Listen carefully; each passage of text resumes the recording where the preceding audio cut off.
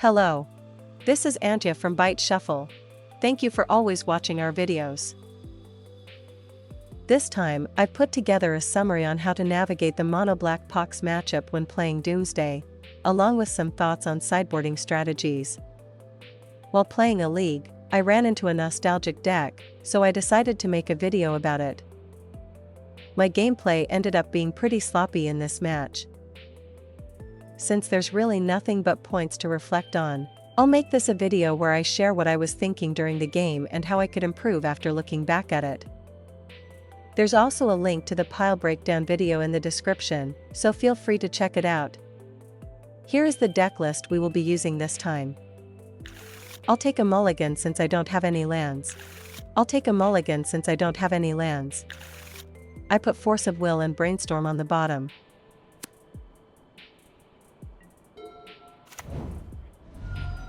I'll use Discard to check what's ahead. I took out Smallpox.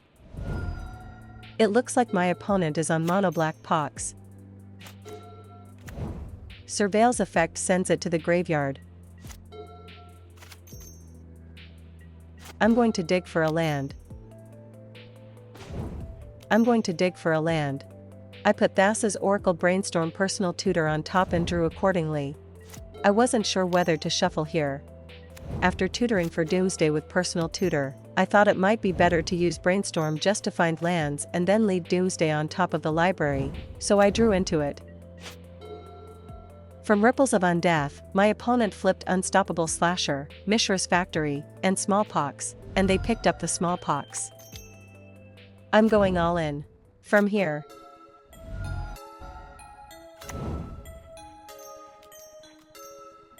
From the old lists I remember, they didn't run instant speed removal, and in the modern version I'd expect to see Orcish Bowmasters. Since my opponent might make a play like Orcish Bowmasters plus Smallpox on their turn, I figured it would be best to go off right away with 2 Cyclers and Thassa's Oracle. So I build the pile, Thassa's Oracle Dual Land, Thassa's Oracle Edge of Autumn Street Wraith. This line assumes my opponent doesn't have instant speed removal and is specifically meant to play around Orcish Bowmasters. The next line I'll go over is one that loses if Orcish Bowmasters gets involved. However, with Ripples of Undeath on the battlefield, if one of the 3 milled cards is a wasteland, my opponent can combine it with the Smallpox in their hand to take out 2 of my lands, leaving me unable to cast Thassa's Oracle. Here, I can take advantage of the fact that my opponent generally can't deal with artifacts. By using Lion's Eye Diamond, I can solve my mana problems. Specifically, I build the pile, Thassa's Oracle Street Wraith, consider Edge of Autumn, Lion's Eye Diamond. Afterward, I saw that my opponent had instant speed removal, so I think this pile would have been the better choice. Now, let's go back to the point where the pile has just been assembled. I build the pile, Thassa's Oracle Dual Land, Thassa's Oracle Edge of Autumn Street Wraith. Off Ripples of Undeath, my opponent revealed Sinkhole, Bloodchief's Thirst, Instant Removal, and Urborg, Tomb of Yawgmoth.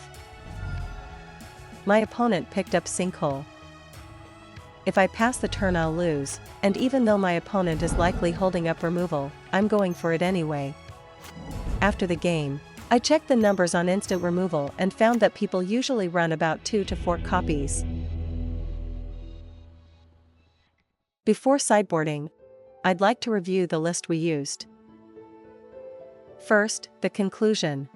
I will explain it step by step. Here's what I actually sided in and out during the match. During the game, I forgot to side out the Tamiyo, Inquisitive Student, from the main deck. First, I'd like to go over how the mono-black Pox deck operates. First, there's Smallpox. And they use cards like Wasteland to lock down my land resources. Next, they use cards like Thoughtseize and Hymn to Turek to strip away resources from my hand. Once I start to run out of steam, they follow up with Liliana of the Veil. And then deploy planeswalkers like Karn, the Great Creator. That's the general game plan.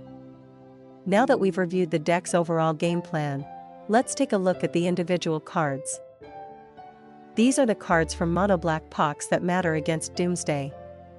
First are the discard spells, like Thoughtseize and Hymn to Turek. Next is Disruptor Flute. Normally, I often side and unearth as a way to deal with it. But since my opponent is on a black deck, I can also expect them to have cards like Surgical Extraction or Extirpate. Therefore, putting Thassa's Oracle into the graveyard carries a certain risk, so I chose not to side it in this time. Next is Torpor Orb. It can shut off the triggered ability of Thassa's Oracle, making it a deadly permanent. Next is Karn's Silex, which prevents me from paying life as a cost. That shuts down my Force of Will, fetch lands, and similar effects. However, since I can still cast Doomsday itself, I think the best approach is to generally ignore it and only deal with it if it becomes a real problem. Against these cards, I'll bring in Hercule's Recall, Engineered Explosives, and Force of Negation. I'll also bring in Duress. This is because Duress doesn't cost life, making it a slightly better option than Thoughtseize in this matchup. Next, I'll take out Nihil Spellbomb and Cavern of Souls. I'll also take out Tamio Inquisitive Student. That's because I'm aiming for a fast game plan, and the match usually ends before she can start generating card advantage. Next is Karn the Great Creator. It shuts down my artifacts. Depending on the board state, it can sometimes be ignored, but you need to be careful about it when constructing your pile. Next is Orcish Bowmasters. If it's on the battlefield, it restricts my ability to draw cards. By using cards like Consider, Fetch Lands, or Surveil Lands as pile openers, I can work through the pile while minimizing life loss. It's not in my current list, but if I were running Vision Charm, I could use the Mill 4 mode to reduce the pile even with Orcish Bowmasters on the battlefield. It can also deal with an opponent's Disruptor Flute by using the Phase Out mode, making it a very versatile card. Next is Opposition Agent. If it hits the battlefield, I won't be able to search, and my cards will get exiled. Therefore, if I cast Doomsday while it's on the battlefield, I'll resolve it with my life total halved and a pile of 0 cards.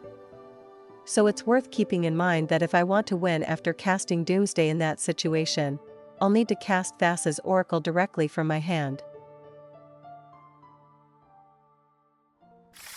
I'll take a mulligan since I don't have any lands. I put Edge of Autumn on the bottom.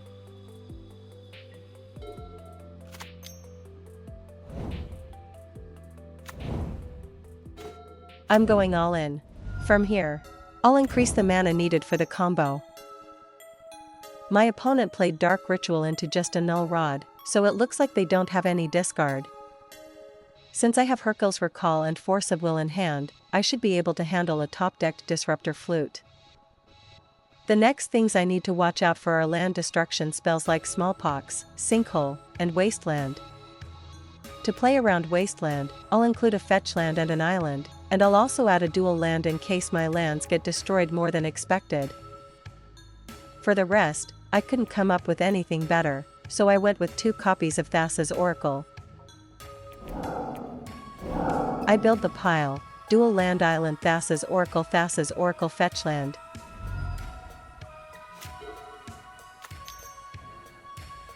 I'll counter it with Force of Will.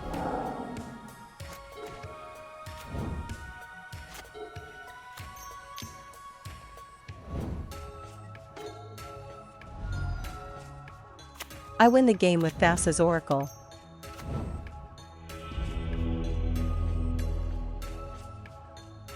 Lastly, I have an announcement.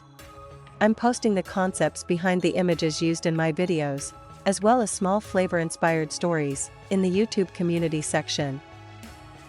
If you're interested, be sure to check it out. Thank you for watching up to this point.